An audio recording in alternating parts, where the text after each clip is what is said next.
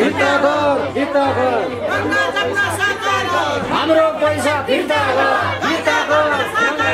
हाम्रो पैसा फिर्ता गर गंगा जमुना सहकारी हाम्रो पैसा फिर्ता गर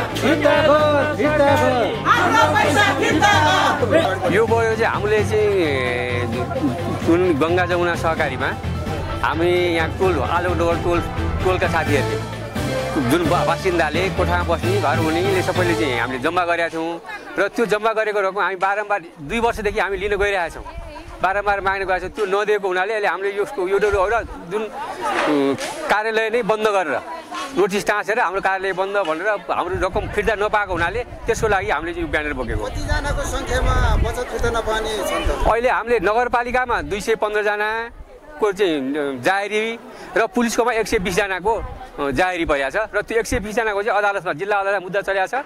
त्यसमा चाहिँ सचिव र अध्यक्ष जेल चलान हुनुभएको छ पूर्वपक्षको लागि र अरू चाहिँ फरार हुनुहुन्छ। त्यसको लागि हामी यो यति विश्वास कि विश्वासले गर्दाखेरि नै आज सबैजना घरमा बस्ने घरबेटी यहाँ केही पनि नभनिकन उहाँहरूले यस्तोसँग उहाँहरूले चाहिँ फसाइदिनु भयो। यस्तो पीडा कि उहाँहरू अहिले जेलमा छु म छुटेपछि चाहिँ तिर्न पर्दैन भन्ने सोच्नु भयो होला। त्यो होइन तिर्नु पर्छ। जति पुस्तालाई पनि असर त पर्यो, तिर्नु नि पर्छ।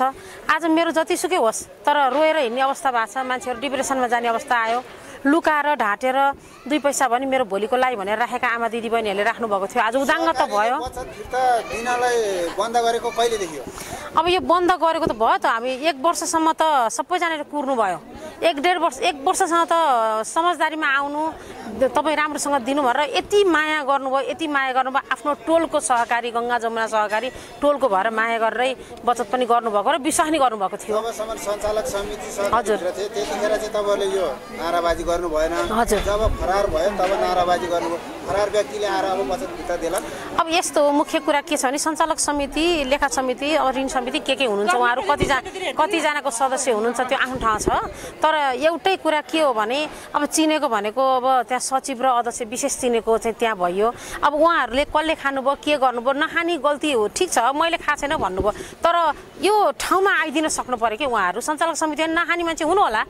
तर पीडित यसरी भागेर भन्दा अगाडि आएर पीडितसँग अगाडि आएर चाहिँ समन्वय गर्नुभयो भने त्यो जित्नुहुन्छ मलाई त्यस्तो लाग्यो। किन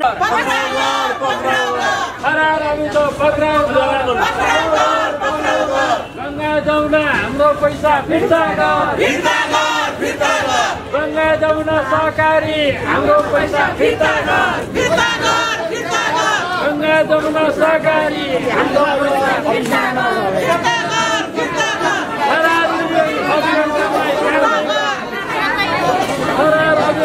कारबाही गर